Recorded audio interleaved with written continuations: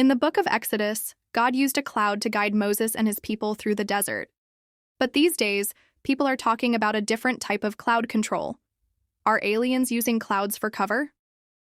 July 2015, Hector Garcia is hanging out in his neighborhood in Philadelphia, Pennsylvania. He is enjoying the summer weather when he suddenly notices something bizarre floating in the sky above him. Tony. The aerial object can best be described as a shape-shifting, semi-transparent, cloud-like mass. It hovers and follows a set of power lines until it drifts out of sight behind homes. The cloud's seemingly guided behavior has led to Hector's video going viral, racking up over 1 million clicks on YouTube.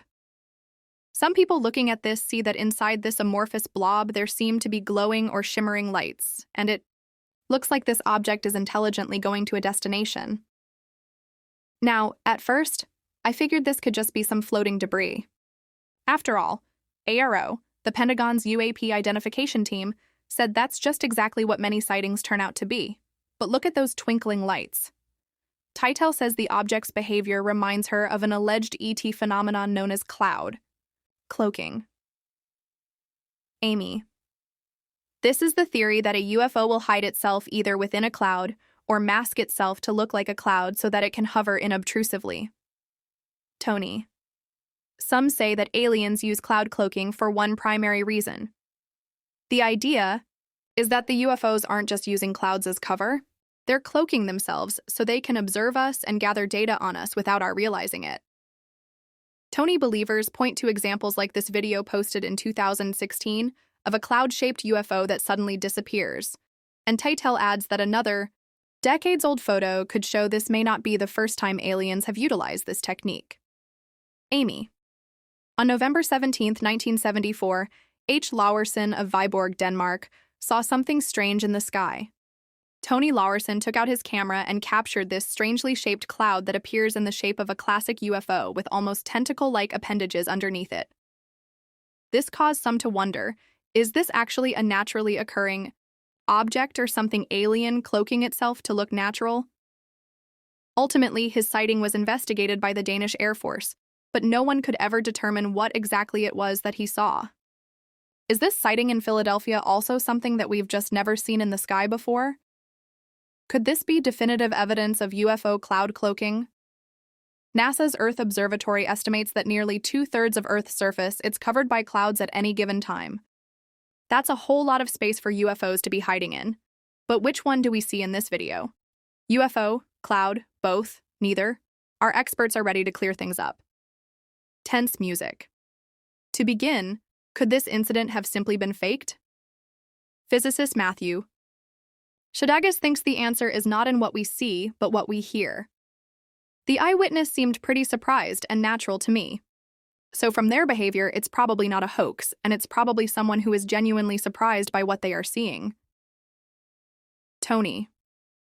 So if what we're seeing is real, is it something that's supposed to be floating in the sky? Could it just be a cloud? Initially, I thought this was a cloud off in the distance, but when clouds experience a lot of wind, they will disperse, oftentimes lose its shape. This is not what we saw here. It looks exactly the same at the end of the video, as it does in the very beginning of the video. Tony. If it's not a natural phenomenon like a cloud, could it be something found closer to Earth? There's a dead giveaway moment right here where the object looks pretty close to a shopping bag, and I think I can make out what look like handles. And then to me, that looks like a wind gust picking up and blowing a plastic bag. Tony. And if it is in fact a plastic bag, Sedegas believes he can easily explain why it sparkles. Matthew. If it's something like a plastic bag, this could simply be light from the sun refracting in weird ways. Tony. But watch as the object moves, past the TV antenna and behind the houses. If it is a floating shopping bag, it would have to be an extraordinary and unusually large one. For Hernandez, the plastic bag explanation also doesn't make sense, especially given the weather conditions that day.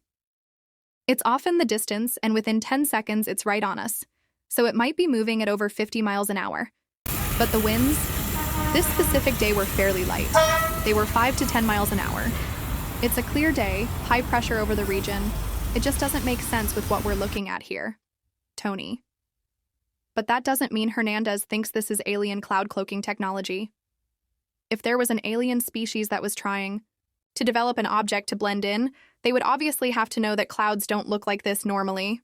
If it's a UFO that is practicing cloaking, it's not doing a good job. Tony. So if it's not a UFO, what is it? Juan. Whatever this is, it's changing direction. It takes a nosedive. But before it reaches the ground, it goes horizontally. And this behavior leads me to believe that there is some control that something or someone has over this object. And I don't have an explanation to that. It remains unidentified. Tense music. Our verdict? This is a genuine UFO, though not necessarily the extraterrestrial kind. This object doesn't move like a cloud, and we're not exactly sure what it's made of or how it's staying aloft. This feels like one of those cases where you will need to step up and help us out. So if you know anything about this incident, please reach out.